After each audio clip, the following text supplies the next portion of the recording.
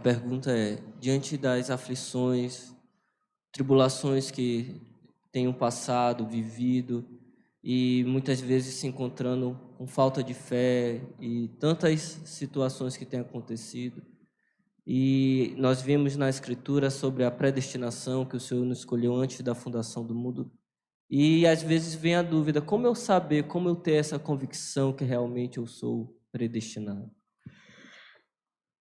A luta que transparece na pergunta, na maneira da irmã fazer a pergunta, no contexto da própria pergunta, numa coragem, humildade de abrir o coração diante de todos, eu diria algumas coisas. E vou contar assim para a senhora. Certa ocasião,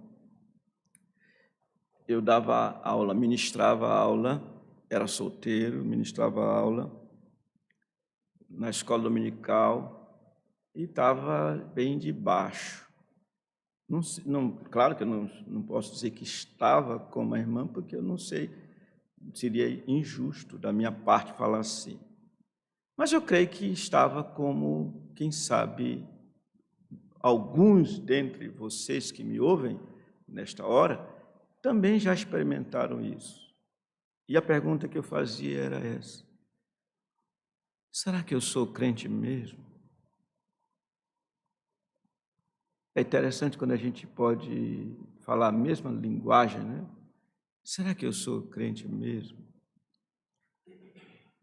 E o que fiz para chegar à conclusão de que eu era crente?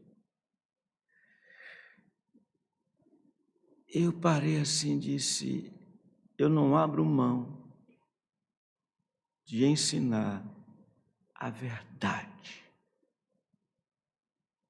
Eu posso até ir para o inferno, mas eu quero ir para o inferno ensinando a verdade. Eu digo, só um crente pode fazer isso. Daí nós vemos o Senhor Jesus perguntando algo nessa linha. Quando na Galileia os seus discípulos o abandonaram. Ele se voltou para os 12 e disse: porventura quereis vós outros abandonar-me? E a resposta dada a ele, ao Senhor, pelo apóstolo Pedro, falando coletivamente, foi: Senhor, para quem iremos? Tu tens as palavras da vida eterna e nós temos crido, é o processo, temos crido que tu és o Santo de Deus. Claro, o Senhor não deixou de dizer: não vos escolheu eu em número de 12, no entanto, um de vós é diabo. A gente nunca viu, irmãos, o apóstolo Judas Iscariote fazer somente uma declaração sobre o Senhor Jesus como sendo bondoso. Sempre foi furtivo. E sabemos da história dele.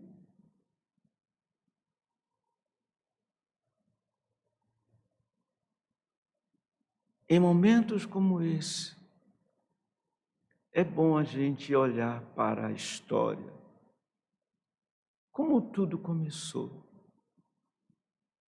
Evidentemente, eu estou passando por tribulações, mas se eu digo assim, como fez Jó, ainda que ele me mate, nele confiarei. Se estamos passando por dificuldades e nos deparamos com situações como a que Pedro, o apóstolo, passou quando ouviu o Senhor dizer para eles: esta noite todos vos escandalizareis comigo. e ouviu o apóstolo Pedro, o mesmo apóstolo Pedro, dizer assim: Senhor, ainda que todos te abandonem, eu não. Irmã minha, um elemento que não é absolutamente seguro, mas ele é bem importante, é quanto eu desejo, busco me congregar com os santos. Esse é um elemento importantíssimo. Ainda que ele me mate, mas eu quero estar com os santos, porque é lá que eu tenho uma expectativa de ouvir a sua palavra e ele me trazer de volta para o seu redil, se é que eu acho que estou fora do seu redil. Senhor, para que iremos? Tu tens as palavras da vida eterna, e nós temos crido e compreendido que tu és o Santo de Deus. E quando ele, o apóstolo Pedro, tropeçou, 3 vezes negou uma coisa esquisitíssima, eu não conheço este homem. Mas quando ele caiu em si, ele deixou de lado a vergonha e foi congregar-se com seus irmãos. A senhora já entendeu, irmã? A luta é grande, as dificuldades são grandes, mas eu não tenho para onde ir. Na praia? Nas boates? Para onde eu vou? Vocês entenderam a resposta? Só isso. Mas tem algo mais a se dizer. Como eu então saberei com mais firmeza que sou eleito de Deus? 2 coisas mais. Mesmo que eu esteja sem disposição para orar, sem disposição para ler a Bíblia, mas eu digo assim: não há outro. Tu és o meu Senhor, me ajude. Como fez o próprio apóstolo Pedro, cheio de dúvida, ao receber do Senhor a ordem: ande por sobre as águas. Vem! E começou a andar sobre as águas. Mas as dúvidas vieram. E o Senhor disse a ele: não seja. Porque ele disse: Senhor, socorra-me. É sempre isso, recorrendo a ele: Senhor, socorra-me. E o Senhor estendeu a mão e levantou Pedro e evitou que ele submergisse. Eu preciso ir para a Escritura. É por isso que dá no mesmo. Se eu venho para a igreja, eu não venho para ver fulano, beltrano, ciclano. Principalmente eu venho para ouvir a voz de Deus, a voz do meu Deus. Não tem outro lugar. O que é que a senhora me diz? Está satisfeita, irmã?